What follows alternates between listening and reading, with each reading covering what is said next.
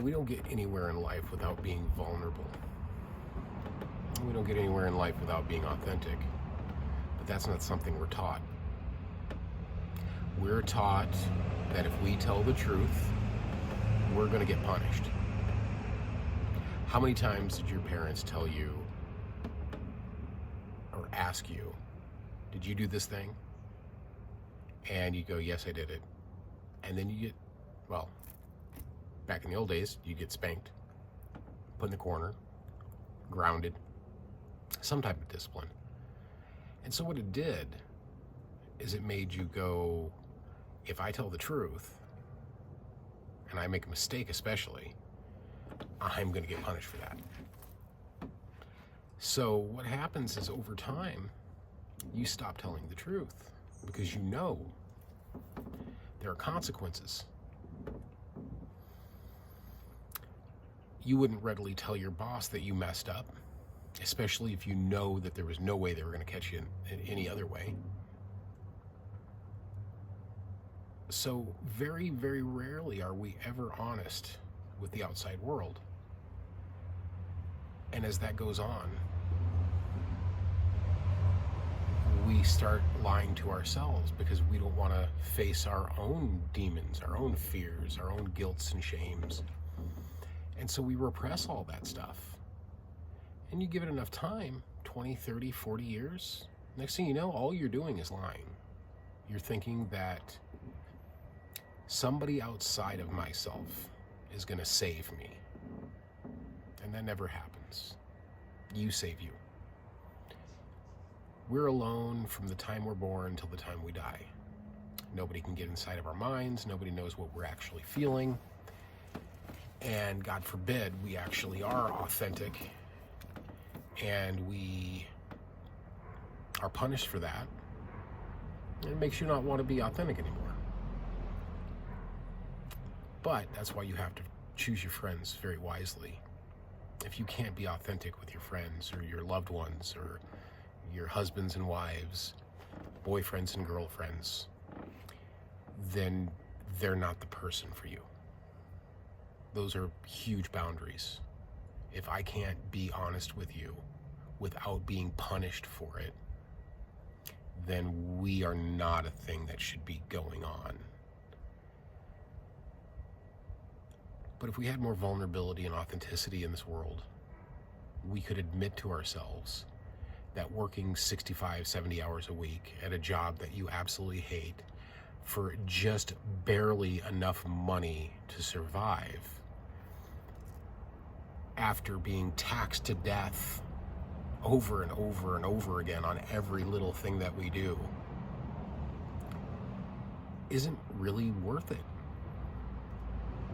Sorry, it's not 1982 anymore where you can buy a house for fucking $80,000 and survive fairly well off of a single income at, $4.35 an hour. And, that's a bit of an exaggeration, but it's not that far from the truth. You used to be able to buy a brand new Cadillac for $5,000, 30 years ago. Things were much, much different. And yeah, comparatively speaking, monetarily, the numbers somewhat add up, but we're pretty much living off of half of what we used to. But if we were honest with ourselves, if we were being authentic and we were being vulnerable, we would say, I want more living time and less working time. And I want to be better compensated for the time that I do give my employers. And my employers shouldn't be taxed ridiculously on everything that they do, so the government can buy all sorts of nonsensical things and waste money on whatever the hell they want. And I don't want to make this political. It's nonsense, because I'm not a Republican or a Democrat. Both sides of the aisle are equally ridiculous to me. I'm a human living in a human world with human needs. And I know that there are always gray areas. There are no black and whites. There's no perfectly good and perfectly evil. Those are all nonsense terms. It's propaganda to get you afraid of your neighbor. But the heart of this video is that we need to become more authentic. And you can only do that by being authentic with yourself. Stop lying to yourself about things that you've been lying to yourself about your whole life. Because, most of us were abused at some point or another. Nobody is bereft of that. And we're not free from that kind of thing. It's very unusual to find somebody that had a healthy childhood or that was able to look back at it in a healthy way. Most of us are traumatized. And I mean, I wasn't into my 40s when I really started soul searching, meditating, figuring out who I was and what I was doing and why I was doing the things that I did. And it dawned on me, like an epiphany, just one day, that I need to love me before I can love anyone else with any type of authenticity. And I tell you what, since that point, and having worked on it as much as I have, the people that are in my life, I love them wholeheartedly. The people that I talk to regularly, the people I see regularly, that I go out of my way for, are some of the best people I've ever met in my entire life. And I realize that the reason that is because I've been able to be authentic and vulnerable with them and say, hey man, I have those feelings too. And you should have those feelings. You should embrace them. You should be a part of them. You should fall in love with the little broken shards of you so you can glue yourself back together again and become whole. So that led to another understanding of myself, that all of my previous relationships with people, friends, family, loved ones, all of it, by it not being authentic, I wasn't able to have a full, true experience with them.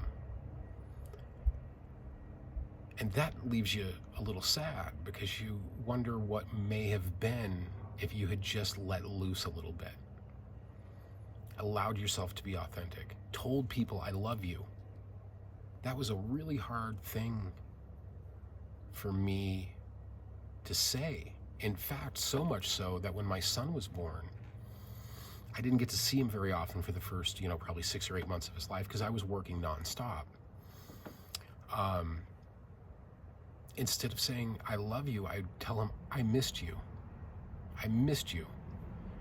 So my son, for the first 1.5 to 2 years of his life, instead of saying, I love you, he said, I missed you. And that hurt me in a weird sort of way that I've never been hurt before. It wasn't a harmful hurt. It was a sad hurt. It was the type of hurt where you were responsible for somebody else's actions. And I had never been responsible for somebody else's actions before. So it was a little scary, very sad, and all sorts of painful. So I worked on it, and over another year or so, repeatedly telling him, I love you, buddy. I love you. He can now say that to me because he knows what it means now. He knows the feelings that are behind it and the emotion that's in it. And that's where all this came from. And so eventually I went, oh my God, if I do that with other people, like if I really love somebody, I need to tell them I love them. And it doesn't matter if they don't say it back. It has nothing to do with anything. Because if you say it enough, they will eventually say it back to you. If you're vulnerable, you allow other people to be vulnerable. And then they allow other people in their lives to be vulnerable. It's that whole pay it forward thing. You keep paying it forward. Tell people how they make you feel. Like, hey man, you're kind of hurting my feelings right now. That hurts what you said. And maybe they didn't mean it the way that you took it, because we're very bad at communication. We're horrible at it. It's sad how horrible we are at communicating with one another. So sometimes you are told a thing by somebody and they didn't mean it that way, but you took it that way, and you didn't try to clarify it and go, ouch, that hurt. Oh no, that wasn't supposed to hurt. Oh, it wasn't? Well, what did you really mean? And then they'll clarify it. And you go, oh crap, that was ridiculous. I could have hung on to that for weeks, months, maybe years, maybe the rest of my life. But that's how fragile we are. And I know there's tough guys out there that, you know, they don't cry and they don't say I love you, because it should be implied, right?